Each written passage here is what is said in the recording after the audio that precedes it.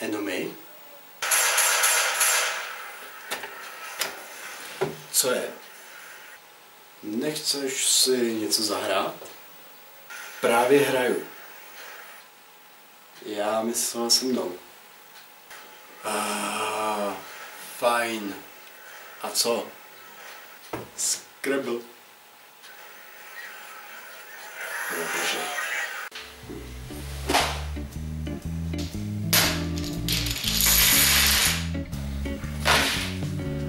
Fajn. Jak se to hraje? No, to já nevím. Vždyť jsi mi říkal, že to umíš. Ne, jenom jsem říkal, že si chci zahrát.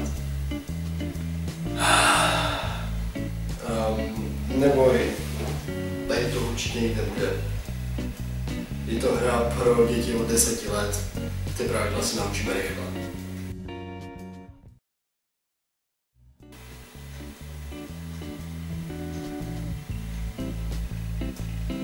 Jo, už to chápu.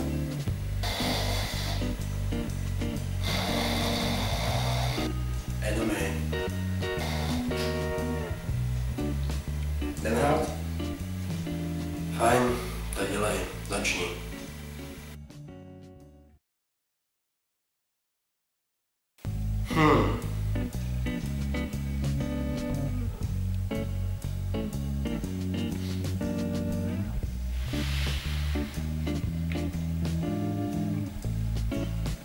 Co to je?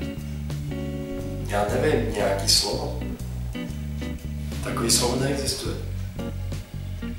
Ale neexistuje. Neexistuje. Podle mě jo. Fajn, máš tu slovník? Mám tady pravidla českého pravopisu. To bude stačit. Oh yeah.